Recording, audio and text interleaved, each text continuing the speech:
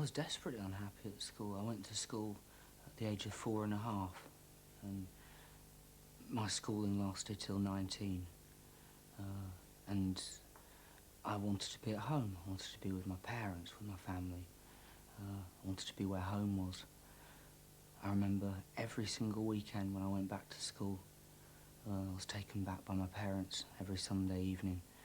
It must have been traumatic for them. I mean, I'd stand on the steps of this big mansion house up to the age of 11, just crying and crying, and just waving them off and seeing their car drive away. I never wanted to go back.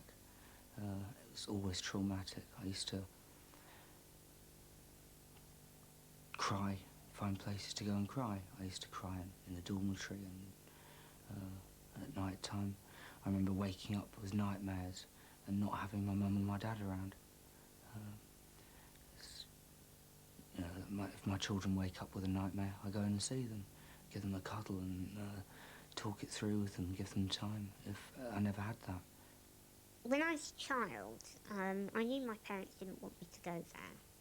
And I knew that my mother used to cry when I went back each time, because I went home for school holidays. And in a sense, that was very gratifying. I mean, she and I used to sit and cry together for the day before I went. So I knew that they weren't just gleeful at getting shot of me. It seemed like a burden that we all had to bear. I did get an education from it.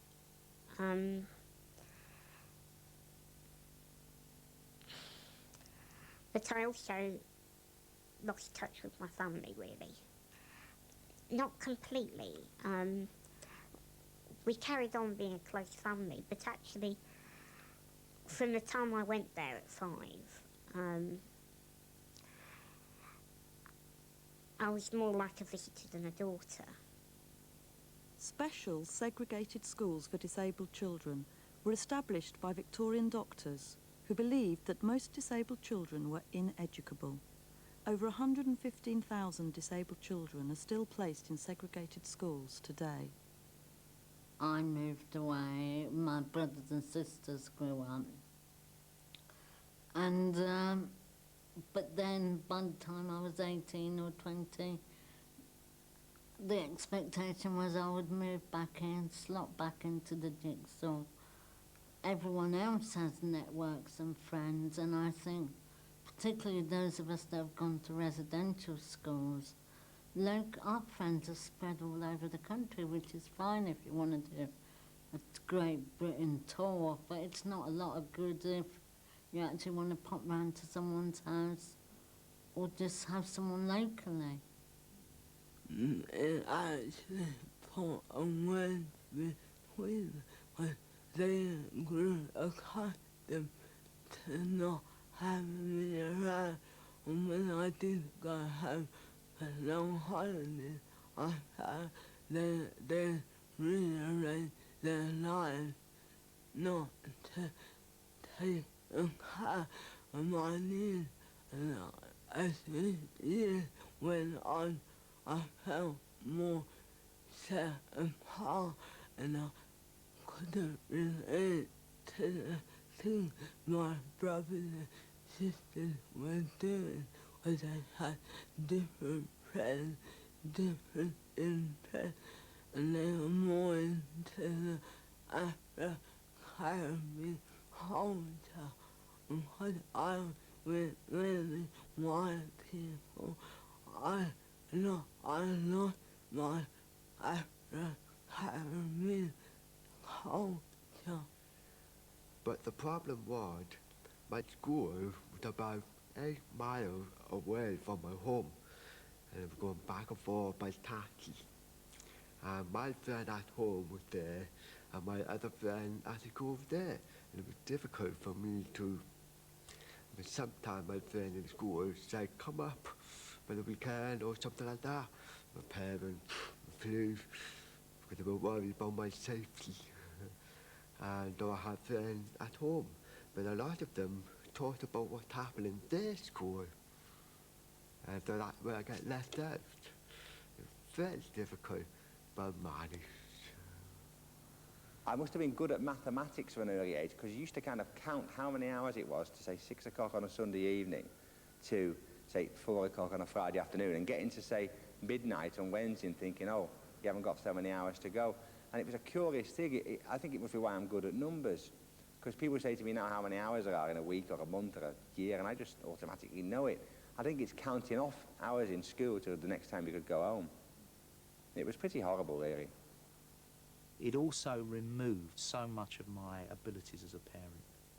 Because I wasn't with my parents, I've had to learn from my own children how you a parent, how you become a parent. I know that's true for many families, but I feel for me, being away from home so much, that you miss out on so many of the little things that being part of a family mean to you, that when you then have your own, you feel incompetent a lot of the time. So you don't just feel incompetent, as I did, about my education and how stupid I felt, but I also feel at times very incompetent as a parent, because I don't know how mums and dads do things, because I wasn't with mine. Well, there was an awful lot of playing and kind of, you know, keep them happy and take them out for day trips down to the coast and, you know, sewing, that sort of thing. You know, that was about the only kind of education that I got for about 7 or 8 years. It was, they had very, very low expectations, and also it was almost a death sentence, or kind of they were waiting for you to die any day. So it was, you know, it was kind of the attitude, well, what's the point of educating them when they're going to die? Let's just, you know, keep them happy and give them a good life. It was really hard because I was put into a class and being the only one person deaf and all of them hearing, even though I sat in the front to be close to the teacher, but it was difficult because the teacher was teaching the class all hearing, forget there's a deaf person there. It was very difficult, and a lot of it went over my head, and it was difficult because when you were that age, it would a lot of. Now I would feel I could have attacked them, forced against the teacher to make them aware that I'm here. But at that time you couldn't, because you were young and I didn't have the confidence. So that closed up my confidence right down there. So really, the teachers were very cruel. There was no sign language at all, and they used to threaten us not to use sign language. And we had to use a lot of patience, and inside I didn't feel very good about it. From 3 until 5 years old, we used to hide and sign to each other, and the teachers used to slap us if she caught us signing, and she tried to make a speech, and we used to cry all the time. I didn't like that school. Thinking about it now, later in life, but I had a very strong feeling that most of the teachers that I came across were incompetent teachers. That they were in the schools because they probably couldn't have held their own in other theatres, you know, other schools. Some of them were extraordinarily kind and nice people, but not very good teachers. They don't expect you to get academic qualifications or to get jobs or to lead independent lives.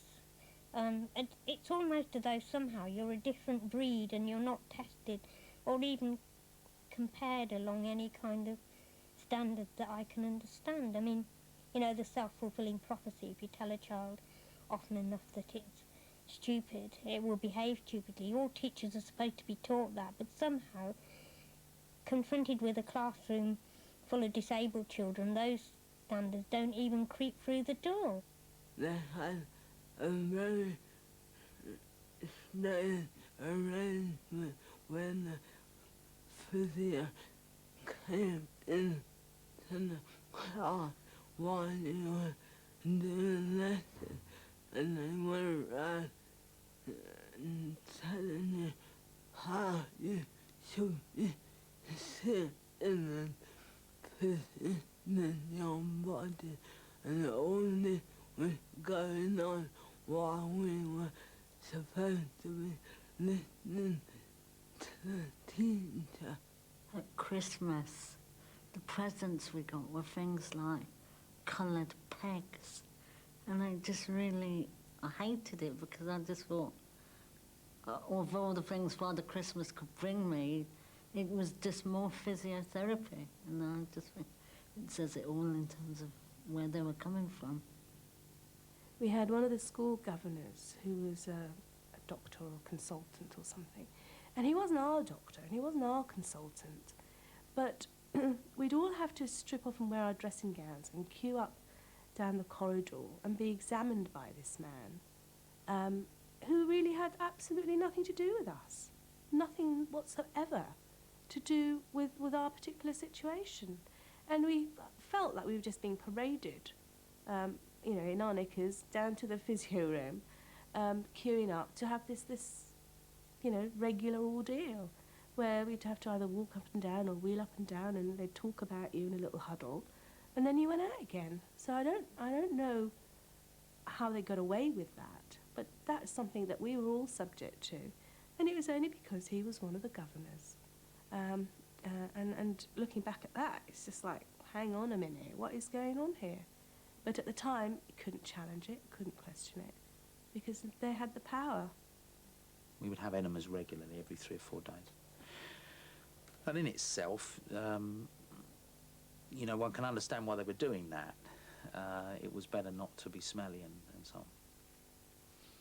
But the way they did it was, I now recognise, was very inhuman, because what they used to do was get all the young people together that needed this treatment. They'd be put in a room. One of them would be put on a table and given the enema. And you would watch that, because you were sat in the same room.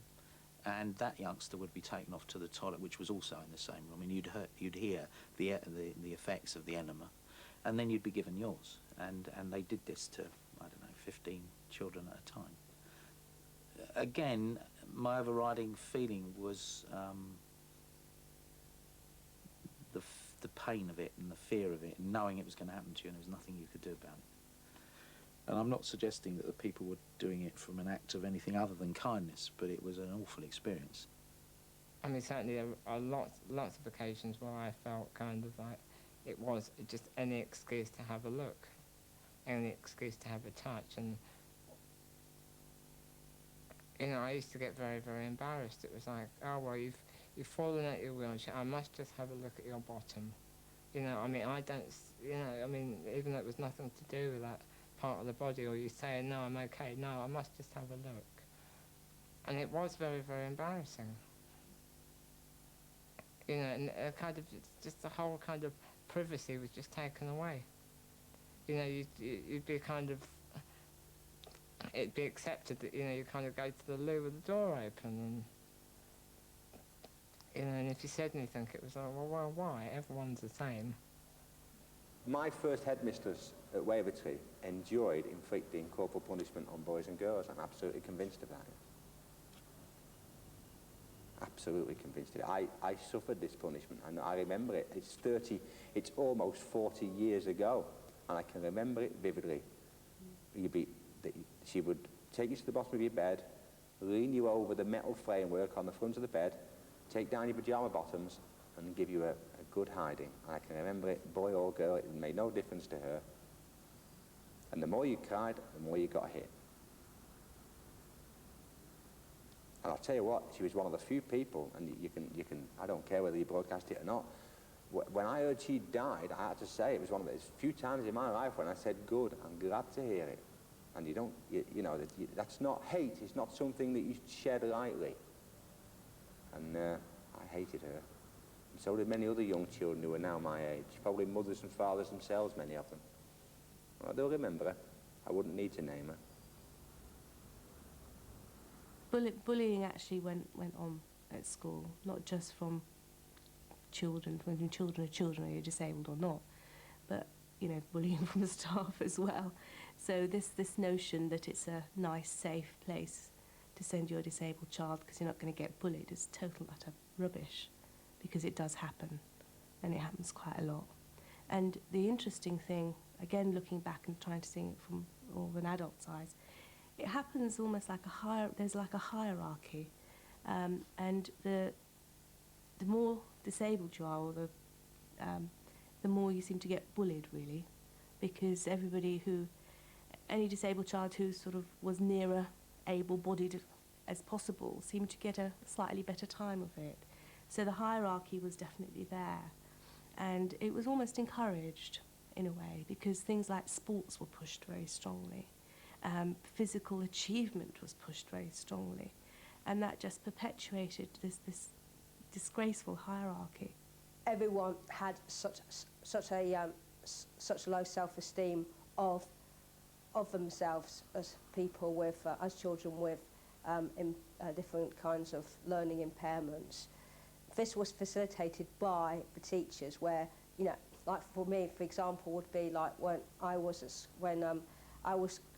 told I had moaning Minnie, lost my penny, and also being hunchback of Notre Dame, and the headmaster would actually say that, and the children would actually repeat that, and that actually happened with a lot of different children. The fact that the teachers would tease the children about their impairments, and the children would tease each other. I remember trying to find hiding places in the grounds so I could get away from it.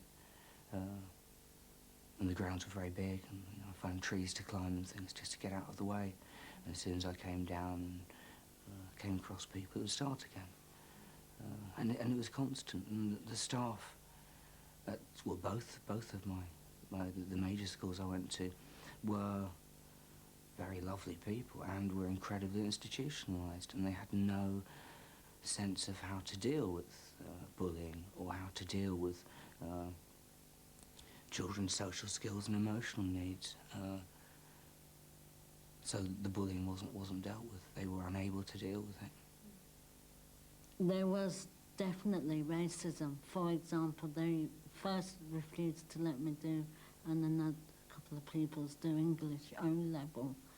And in the end, we managed to fight and took the exam without doing any coursework, without doing the syllabus.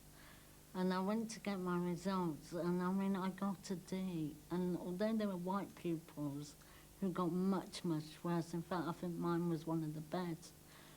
A D isn't that bad, but this person just said, I told you so, you wouldn't get it. You're not good enough at English. And it's just like constantly just trying to pull you down.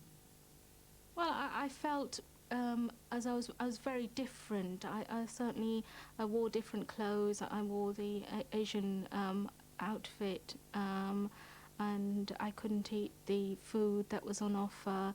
I also tried to keep my religion as much as possible, and I really felt sort of as an outcast, really. I didn't fit into what was happening there, and gradually, I was there for 3 years, and gradually, in order for me to be accepted and mix, I had to change my identity. Parents feel relaxed. I know my parents felt, thank God she's somewhere safe, she's going to be looked after, and all of that.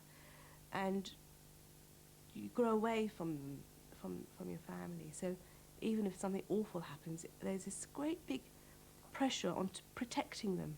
There's like, no, I mustn't let them know that life's real awful and I'm not enjoying it, or somebody's been really spiteful to me or made life hell, because what are they going to do, you know? And it's almost like this feeling of taking full responsibility and protecting family and parents. So it's not easy. Residential schools, probably for all children, but especially if you're a disabled child, you can't hide and you can't run away, and you're basically stuck there. In my class, certainly, we wrote our letters home every week in a formal English lesson session. And at the end of each lesson, we had to go up and stand there while the teacher corrected our spelling and our punctuation. She then addressed the envelopes, fixed the stamps and posted the letters, so obviously you weren't going to say anything about how you felt about school or your teacher, especially if it wasn't flattering. also you just didn't, I mean, I didn't talk about what school was like when I went home because I just didn't want to contaminate one place with the other. I mean, I have to say, I really hated my first boarding school. And I just wanted to have as little to do with the place as possible. And that, for instance, I've never managed to go back there. Although I've had several goes at trying to make myself go back there, because in a sense I'd like to lay the ghost. It's a long time ago now, and it still sort of haunts me.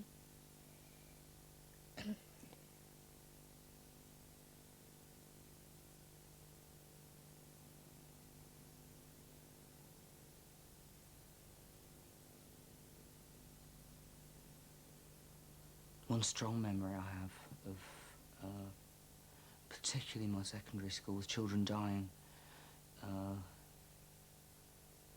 I guess a lot of children died of cancer related to their impairments, you know, maybe secondary cancers coming back years later, relating to how they lost their sight in the first place or whatever. And the way that that was not dealt with, the school were unable to deal with it. Suddenly someone would not turn up to school at the beginning of a term, or they'd go into hospital.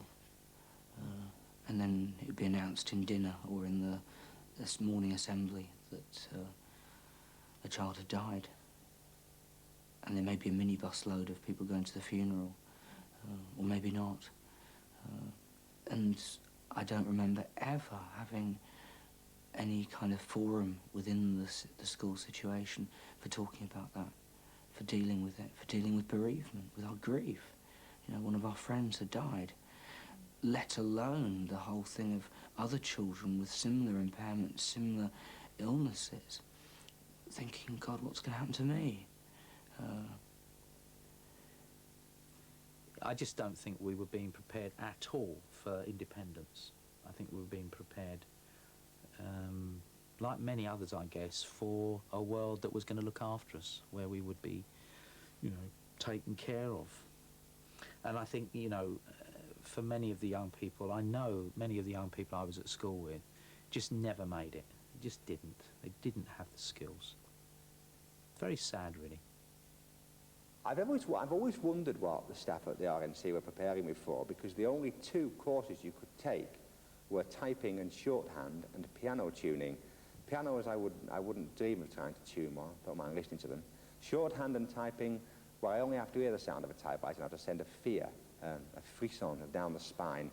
So I'm afraid I really don't know what their expectations were. Probably their expectations were limited enough into saying get a good series of exam certificates. But even if a student had 7 or 8 O-levels, they would still have been offered the chance of typing or shorthand or tuning. When the staff had no expectation of the children, it gives the children very low esteem and no confidence to build and progress in life, and just complete no confidence within themselves. I think if I'd have gone to a mainstream school, I would have learnt how to communicate with able-bodied pupils, how to interact, you know, how to get along. And I think the lack of confidence that every disabled person has leaving school, I think it's because of that. I think I would have had that confidence to be able to get up and do things without thinking whether I'll do it wrong or not, because I was separate, because so people are separated from the beginning. It's very hard for them to feel that they can do exactly the same things as an able-bodied pupil. It's a kind of apartheid, isn't it? No, it's not right. Everyone knows that we know that as disabled children, and non-disabled children now when they do me as later on in life, they don't know how to interact with us, and that creates more problems. I think all I got was a whole load of bad experience from special school. I mean, I think really, I mean, I think if I hadn't been so strong in my own mind, I think it would have destroyed me. You know, and I've seen a lot of people, a lot of my friends, just kind of just disappear, you know, and follow the tradition of dying when they get to their mid-20s, because they've got nothing to live for. You know, it's kind of like, I mean, they're almost prisons. You know, and you know, I think if it's residential, it must be even worse. I mean, I went to day school, so it was different, but I still felt like a prisoner. We've got to stop this going on. We've got to stop this vicious circle, and the only way we can do that is to pull together and discuss how we all feel about our experiences and to learn from that. I mean, I don't want the years I spent in segregated school just to go like that without anybody learning anything from it. I want people to learn from it, and I've learned from it. I suppose for parents not just to take the word of professionals, and for professionals to stop putting us into these stupid little slots that they have because it suits their work programs. I think if we had a proper system, you think segregated education is not cheap, bloody expensive. It costs authorities a lot of money to send kids there. Now, why can't that money be redirected to the families? Why can't those families who are struggling, I'm not saying they're not struggling, they don't know what to do, they've probably never done it before, just like my parents had never been in that situation before. Why can't that funding go to help support that family as a family unit? Why can't that funding be redirected to support the local school to get its act together and stop tearing families apart? The disabled people's movement can only campaign and keep its campaigns solid and constant in order to push for total inclusion. We need to have a belief, a total grounded belief, that segregation isn't appropriate for any children, that all children, no matter how screwed up our society is, can be catered for in the mainstream. The needs of all children can be catered for. I want my children to grow up alongside disabled children. I want them to be able to go to schools where they're working and playing and learning, and alongside disabled children, have disabled children as their friends. Hayley, you stand next to Christine. And Anna, stand next to Hayley. Amy, stand next to Anna. Erica, stand next to Amy. And Katie, stand next to Erica. Can you spread out a little bit, please? That's it.